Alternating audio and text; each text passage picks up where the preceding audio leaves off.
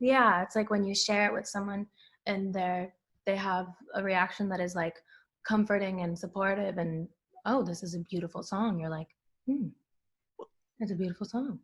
You're like, oh, okay. Like the song does start with fear and you questioning it, but by the end and April comes in, the song kind of ends with this human being reassuring you that no Yeah. matter what your baggage is, they're Yeah. there to carry it with you. Yeah. He played the role of the perfect, you know what I mean? Kind of like dream reaction to a fear like that being expressed. Reality, right?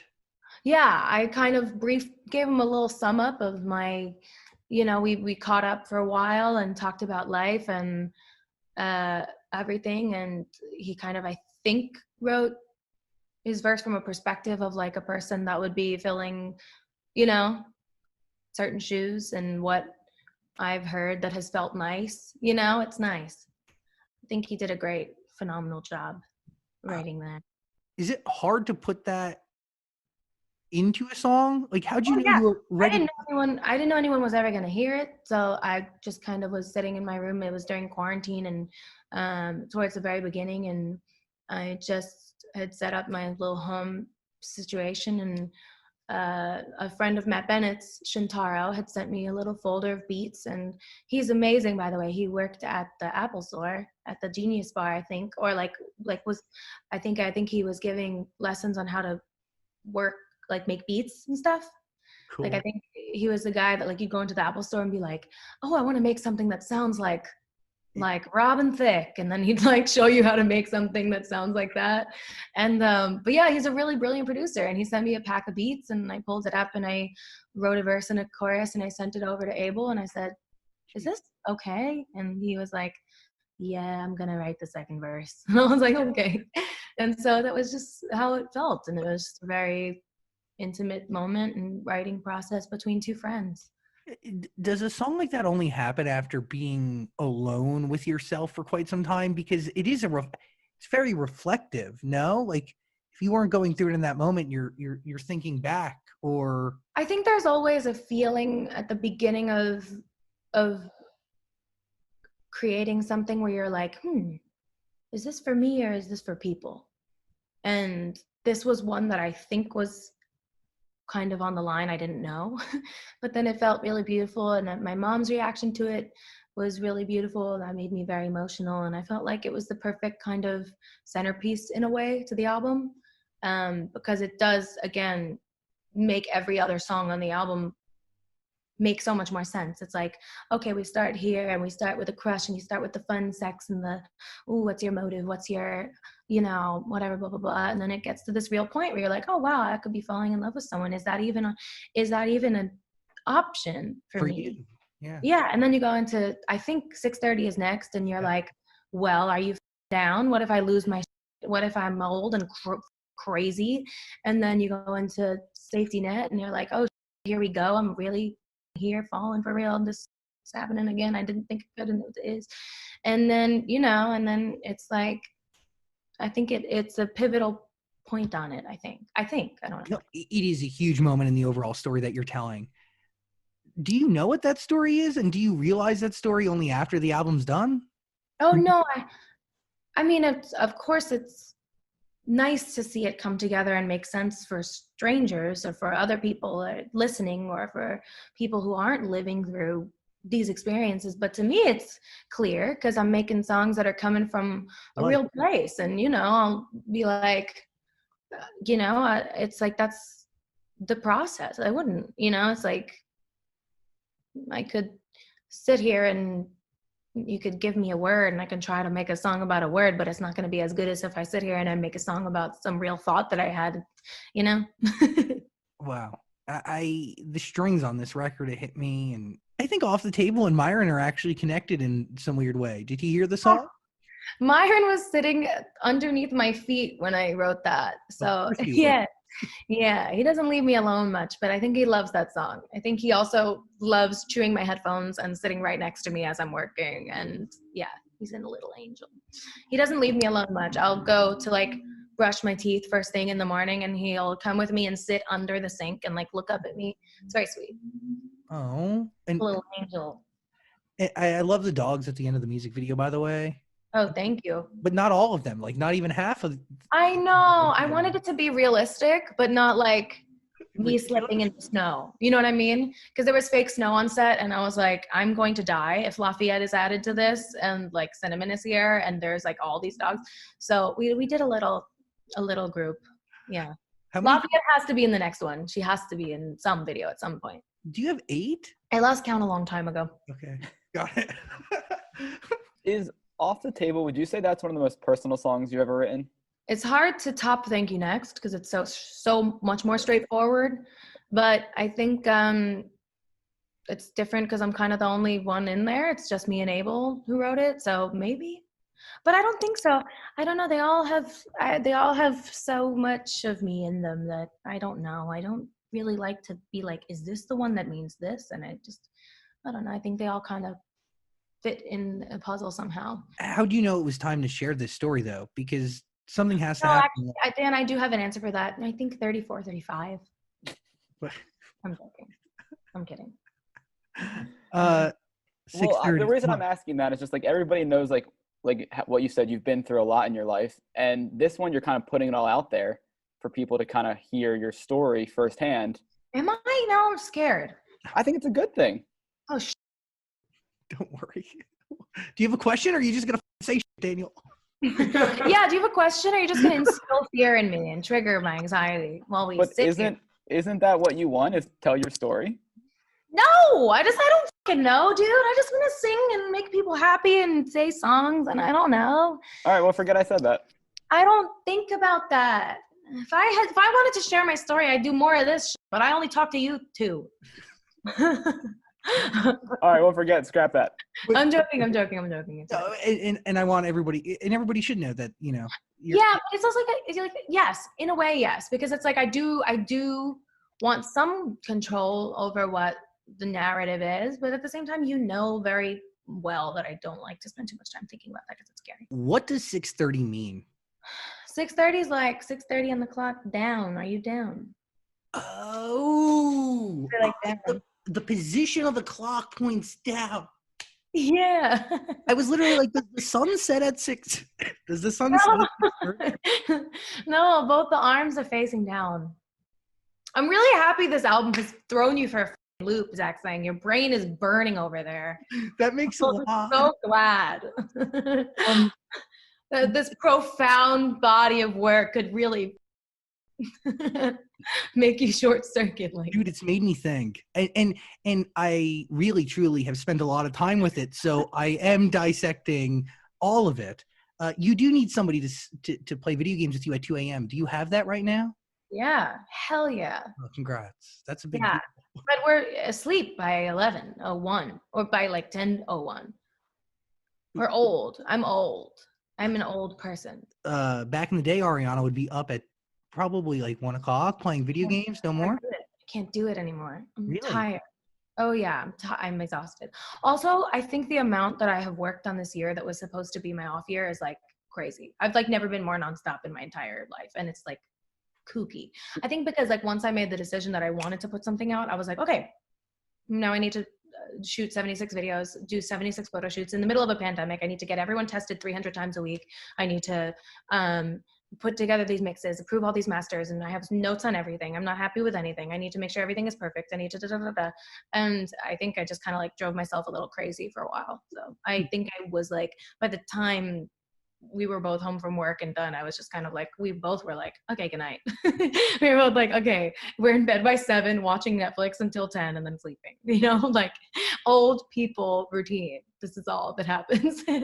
Do you realize that you want to put out an album only after the songs are done, or do you go, I'm going to put out an album and then start creating? No, I see a list of like things that I know I would want to be on an album. Even if they're unfinished, I know that there are titles like of things that exist in my head. And once I see like 10, I'm like, should I start paying attention to this? Do they go together? Is it cohesive? Does it make sense? And then I'm like, oh wow, we're onto something. And then like, it's just, it happens. You don't realize, you know, like I'll just look at Tommy. We got a little whiteboard in the studio and we write on it and keep lists of like what we really love and make like a little to-do list of what's left to finish on them. But once we're in the double digits, I kind of look at Tommy and I'm like, are we here again? And that's always a very exciting moment. And yeah, that's kind of when you realize that you have something, but only when it presents itself. Like you don't set out with a goal, you set out to create, and then eventually yeah. Skirt is a language unique to you. There's a lot of I don't think so. I don't think that is true. No? I would say that that's not true. Skirt. Dan is laughing at me. Am I not cool enough to know who else uses skirt? I feel like that's a commonly used thing in rap songs, and it's an ad lib for some rappers as well. You know, they're like skirt. You know. No. I think it's around, Zach. Okay, I think we don't coin that one as an Ariana Grande phrase at all. I think we back out of there quick. What do you coin?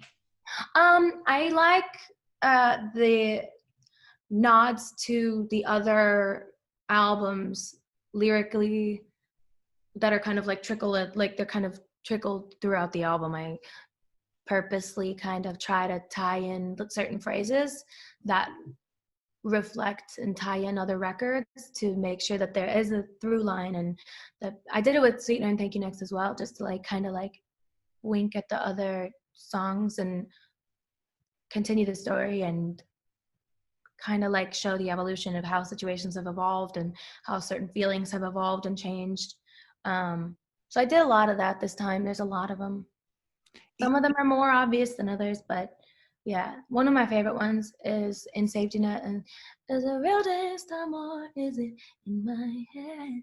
I like the in my head reference. I like little things like that. I love it because one day or even today, somebody can sit down and listen to most, if not all, the albums, starting with yours truly, and really be able to see a human being progress and grow and evolve. Sure. Yes. It feels like one. Side to Side was very meaningful. Bicycle. That you can coin. I don't think anybody else used that. Dan, I think, is the one where it's the most personal. Well, you know, you asked me before, that is off the table the most personal record I've ever written. I think it's Side to Side. I can see that. It's a really tough. They're neck and neck, but also shout out to everyone that still is surprised when I'm sexual.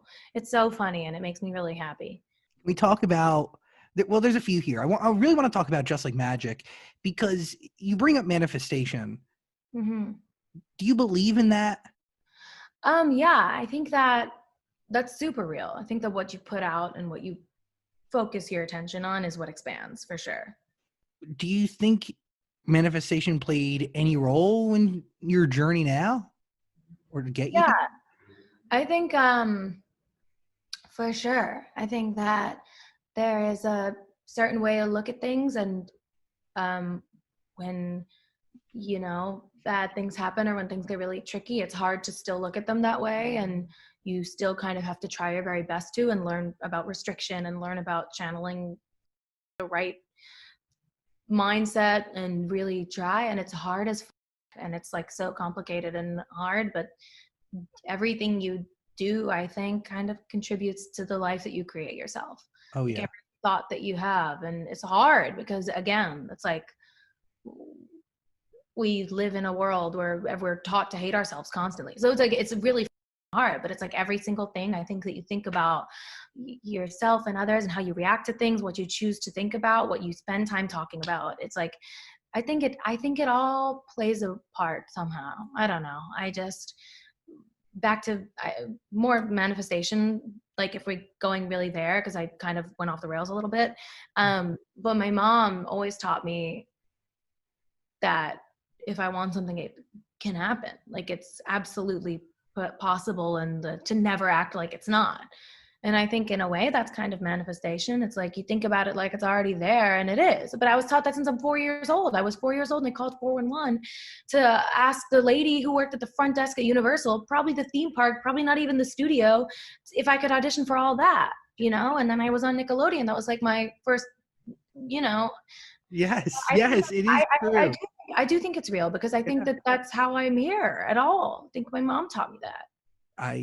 Dude, I totally agree with you. What a And great thing to tell your 4-year-old. It's like, you can do anything you want, you know? And by the way, that hit me in my life at the age of 10, and it impacted my path even from that age. You were the youngest rock star, radio host, entrepreneur how old were we when we started doing this together? You were what, 15? Yeah, we had your own radio show on 1 million stations when you were 2 months out of the womb. a fetus. Right off the press, couldn't even speak. You're like, I'm Zach saying on the radio. Say it's, you want to go? I was going to quote from the song, one of my favorite lines. Go one ahead, of my favorite passages from you go first. the album. Say it's tricky at the top. Got to keep a slim ego for a thick wallet. Oh, bad. Bleeding friends left and right. But I just send them love and light. It is a realization that you need to be a kind person to achieve something. 100%. The minute you start being a tool, that plug is being pulled. Mm-hmm. Kindness. It might take a while, but you're pulling the plug on yourself. The minute you start treating people weird, the I don't know, the runners and the first ADs and the yelling at people, the minute your plug is getting loose and you're, like pulling. Yeah, it's not, you gotta be nice to people. You gotta be grateful. You can't see one achievement as a indication of anything. Like, you can't accomplish anything and see that as like, I'm different and I can act different and I don't have to work as hard now. And no. It's a complete opposite. By the way, like, that's a really valuable lesson that you don't actually learn until you're maybe put in the position. like to have a great success, like you don't. When you have songs and then you can't hear certain words anymore? Yes. They're like, I have a problem. And I'm like, I hear the intro start and that I should be in my place ready to go like this. Like, I have like trauma for all these songs. The Ty Dolla $ign collaboration is phenomenal. Mm-hmm. And by the way, it was the only song on the album that I was clearing my throat, not saying, yeah, it is. So thank you, I meant. I was clearing my throat, but it sounded like I was like, yes, it is. How does this collaboration with Ty Dolla $ign actually come to be? He walked in, but he just walked in and loved what he was hearing. And I was like, well, this is a perfect time and place for us to do something together. And I've always wanted to. I'm a big fan, and he's a great guy, and I've always wanted to. And so it just happened to work out. I think he just kind of sat down and loved what he was hearing and was like, let's do this together. And I was like, yeah, that's great. Well, the record is, the entire album is very much present, but it gives me a timeless feel. Safety Net, it's like feels very old school R&B, but in the best possible ways. Thank you. That's my wet dream. Tripping, falling with no safety net, all over the sky. You're questioning if this love is real. At this point in life, do you even know? Like, do you have a test? Do you have a gauge? How do you know? Well, you don't, but you do. Your heart, your gut, your friends and family, I trust the people around me a lot. They've always, in the past, when I've been in something where it's not gone the way everyone has wanted it to go for me, they've always been like, hi. Yeah, you know that. You've been one of the people. So it's like, yeah. Your gut. You learn to trust your gut over time. Yes? Oh, or yes, but also like you can't, when you're a person with anxiety and depression, there's this like weird thing. There are times when you can't differentiate between your gut and your trauma and your fear and your anxiety and your PTSD. And you're like, who's lying? Which one? Yeah. So it's a tricky thing, trusting people and whatever and blah, blah, blah. But there's a time when you do feel safe and it clicks and you're like, and, trust is a big thing. And I think that song kind of is a very accurate depiction of what that fearful stage of falling in love feels like. From that into My Hair, I'm obsessed with this record for so many reasons, because vocally, it's unlike anything I've ever heard from you. You go the deepest vocally that you've ever gone. Like, it is so good. Oh, thank you, Fredo. Fredo goes, from in the corner. Thank you. Yeah, I don't know. It's like, at this point, I've done a lot of shit. I want to keep it fresh and exciting. want to use all the parts of my voice I can. I want to have fun and just make records that I feel like I haven't made before. And yeah. Your hair is so, I don't understand why it's attracted so much fascination throughout the years. It sure has. It's unlike, I mean, it's so wild to me. From the red velvet red to the ponytails, you have somewhat publicly been defined by your hair, but also in life, hair is intimate. Hair is personal. Yes. No, it definitely is, especially when your hair kind of is something that you use to differentiate. You know what I mean? It's kind of like the red was Kat, and that was very much a character, and that was very much a portion of my life that I love and I am so grateful for, and I look at it and I love it, and I see red and I'm like, red hair, and I'm like, oh my God. And I think fondly of that, but it again is not me. And then I see like the journey that it's been to, you know, I did put out Put Your Hearts Up with red hair, and that felt weird. Do you know what I mean? Because it's like I felt like it was keeping me in a, everyone thinks I hate that record. I do not, but I do consider it a transitional part of my life. That's why I never made to an album or anything, because it's like I didn't feel like that was an accurate reflection of who I was as an artist or a person. And I was like, okay, to that, by the way. Yeah, I was like, this is a confusing time. This also was a song written during a writing camp when I was writing songs for Victorious, and it's heavy, and it kind of ties me to that. So then what do you do when you're an actress on a television show who's trying to also pursue a music career simultaneously because you're insane and can't wait? You dye your hair back and forth every weekend. So there was the dyeing my hair brown on the weekends, and Brian and Scott would come and hang out with me while I got my hair dyed, and then we would shoot a music video on an off day, and then I would dye it back and be up all night bleaching my hair to go back to work on Monday. And then by the time we did Sam and Cat, we had wigs and it was easier, but then the ponytail, and then, you know, it's all been kind of like associated with different chapters of my life. And my real hair, which is the humongous curly poof, is kind of, I don't know, I say so few people get to see it, and it's cute, and it reminds me of me as a kid, and it reminds me of, you know, it's who I am privately.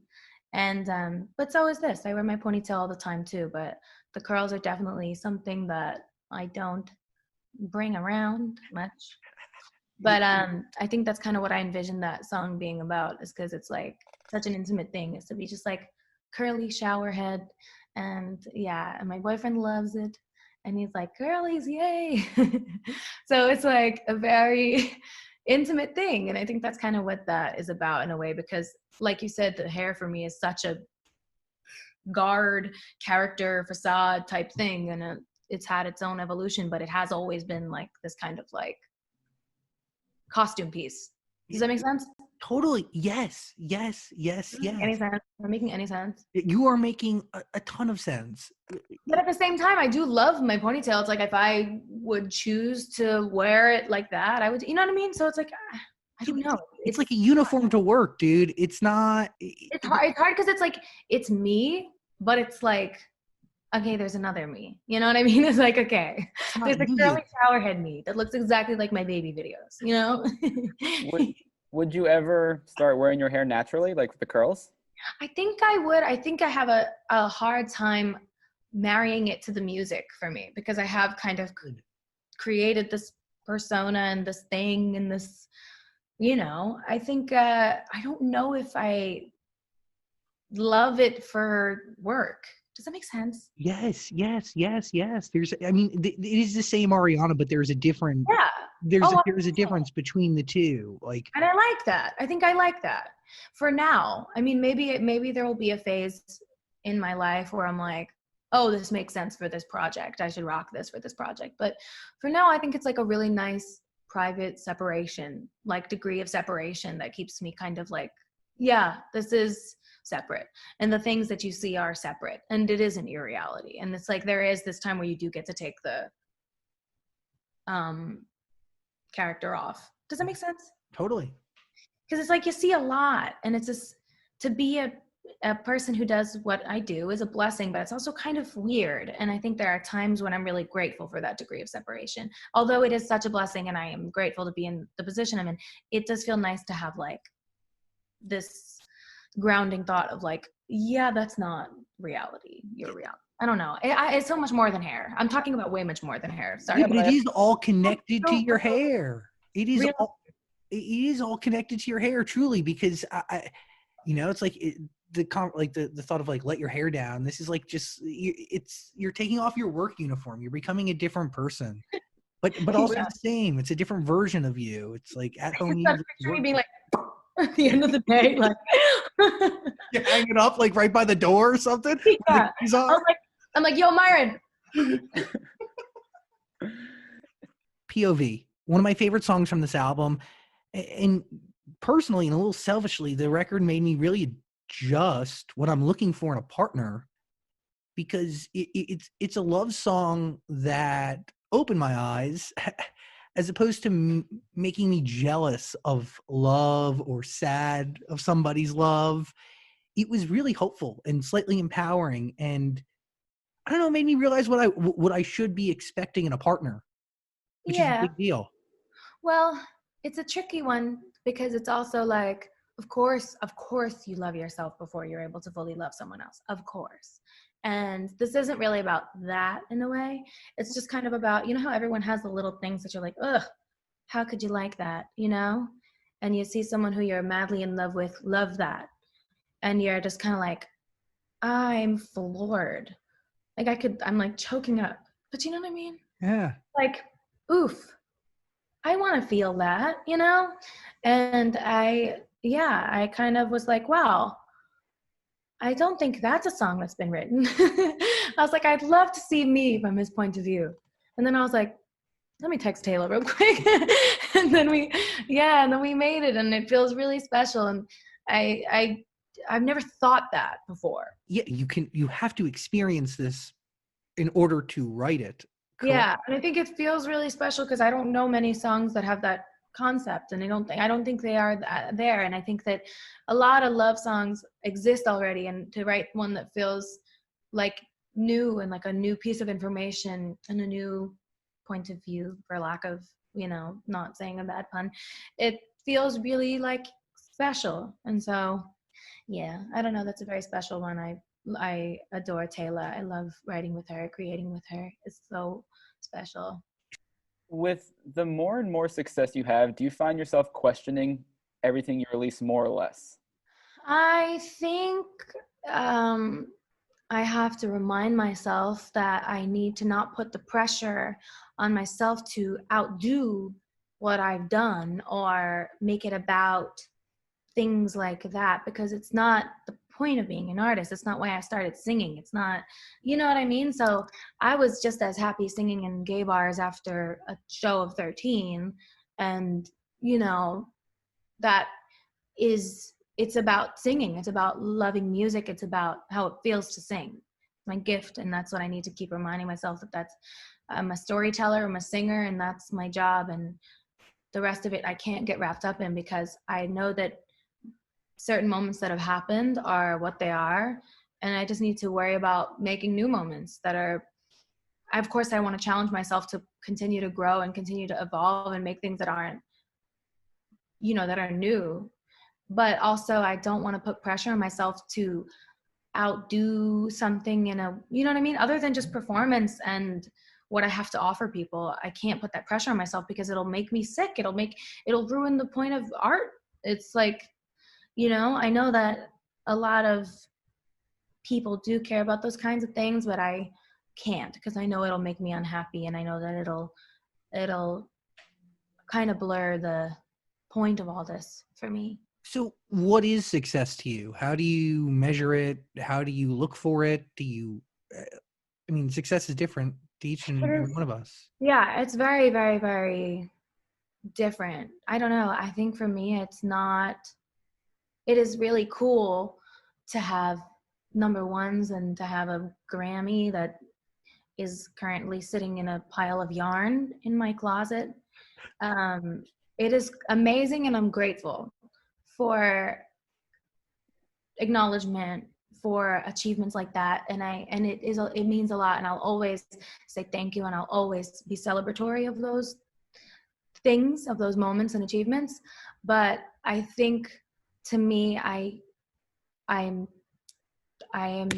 successful by being able to make something that I'm proud of and sing, and I love, you know what I mean, what I have to offer. I'm proud of it. I am proud of what I make. I'm proud of my voice, and I love my fans. That is success, is having them and my family, my friends, my dogs, and having love, and having, you know, going to sleep feeling grateful and snuggling at the end of a long ass day and having that to look forward to is like success. You know, it's like, that's real, you know? Yeah, it's real. It's real. It's more than just numbers. Like, love and being proud of yourself. And that's a really, really, really major accomplishment.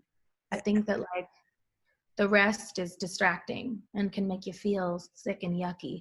I hear a lot of shit. I see a lot of shit, and I try so hard to not engage with it, because I want to deliver and I want to make people proud, and I know that numbers matter to the labels, to the fans, to the things, to this, and like all of that is important to a lot of people. But at the end of the day, I need to, in my heart, success is just everything I've had since the beginning. Like love and the ability to sing and tell a story. I'm happy, you know? Yeah. What you're saying is the truth. I believe that you would have still created this album even if nobody was on the other side listening, because it just needed to be done. And I think you would still sing even if there was just 10 people in the room as opposed to 10,000. I did sing when there was 4 people in the room, and 3 of them were Frankie and 1 of them was my mom. You know what I mean? And that was, I don't know what the that meant, but I'm so glad it came out. The most meaningful part of your life, I am sure, is to lose to success. Yeah. I mean, by the way, like, it's not every day that a dog just ends up on the side of a bus. I raised Toulouse, you know, that's a different level of success, actually. You're right. Wow. Now that I'm into it.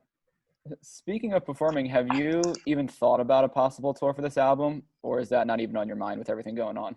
No, it's, I don't think it is. I mean, I don't think people are going to be touring until 2022. Yeah. I don't see it as a possibility, and I don't think I would feel safe. I don't want to put my fans in danger. I think we need to really look at this, and no one knows what they're doing, and the way this pandemic is being handled is who knows, and I don't see it in the cards.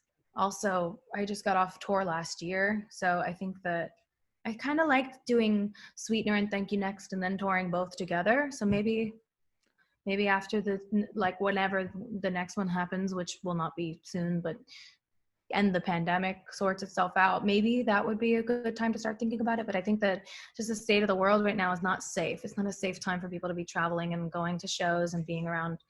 You know, it's not realistic. I don't know why people are like pretending that their tours are going to happen right now. They're like delaying to the summer, and I'm like, yeah, good luck. What is the most rewarding part of crafting an album? I like driving around and listening to it and being really fulfilled by it. Like, that feeling is really exciting. And Ray liking it. when Ray loves it, and we're like driving in the car together, like from appointment to appointment, and Ray's like, like, work. Then I know I've made something good. No, I think, yeah, seeing like a playlist form in your phone is cool. That's exciting. Because it's your own stuff. Yeah, the whole process is really nice. Like seeing the visual fall into place, and you work on it hard and you edit it hard, and when everything is kind of done and coming together, and you think about like, and you look at it alone, that's nice. And then when you think about sharing it with other people, you start to spin.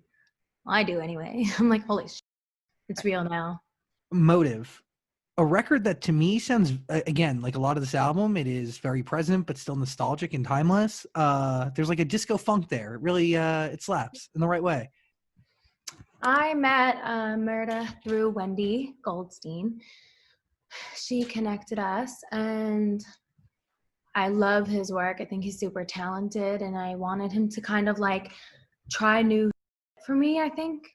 And so I sent him a little playlist of like some diva music to listen to, and Vogue was kind of like the leader of the playlist. And he sent me a beat called Vogue, and that was kind of the inspiration. And I think it's so cool that someone like him made that beat, you know? Murder, like the Murder that does like Drake and some of the Migos stuff, like that Murder. Yeah. Oh wow, that's cool. I would never. Yeah. Oh, go ahead. I just didn't expect him to make that beat, which is awesome. No, I know, me neither, which is why I was like, hey, like, you're sick. I'm obsessed with everything that you've sent, and like, you're so talented. I was like, what if you tried to do something that you've never done before, never thought of doing before, something that someone could Vogue to?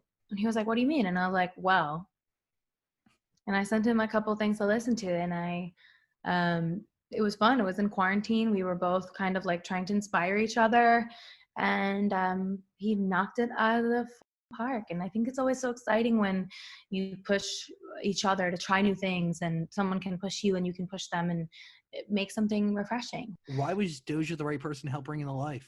Felt it in my bones. I was just like, ooh, she's gonna eat this. It's just such a specific space to occupy. It's like voguey, and B, it's kind of is more like slow. So I don't know, it's hard to just have a couple bars on like that tempo of a song and know what to do with it. But she really added so much to it. I love it. Yeah, her flow really is impeccable, and it fits so perfectly.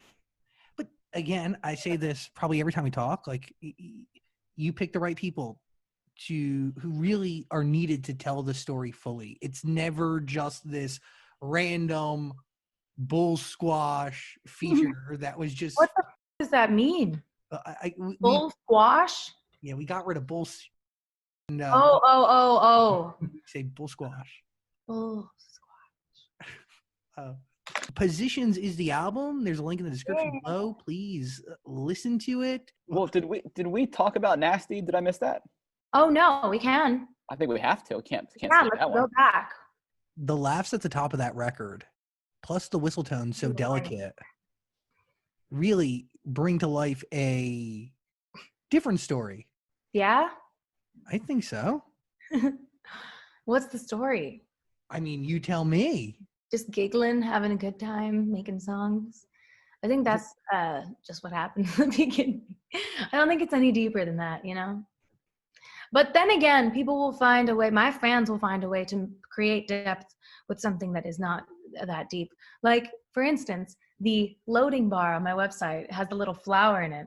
And the flower that we were going to use on Twitter next to the positions hashtag, just because it looks cute and is sweet and whatever, the flower matches my earring on the album cover. And the theories that have been crafted behind this flower are astonishing and really creative, and I'm proud of them. But again, alas, it's just an earring, you know? They're like, oh my God, this is a blossom. It represents her emerging from the murky waters, rebirth for a new era. And the divine woman that submerges from the murky waters is the blossom woman. And I'm like, oh my goodness. I am so glad that you think that's what it means. Thank God that's what you think it means. I'm so happy that they're that excited, that they care that much. Is a huge blessing. But it's just an earring. Positions is the album. You need to hear it if you haven't already. Please, there's a link in the description below. Ariana Grande, I love you with my whole heart. Okay, do you want to go to a haunted drive-thru tonight? I'll work it out. Yeah. Yeah, let's go. Okay, I'll see you both later. Okay. Love you guys. Later. Bye. Bye.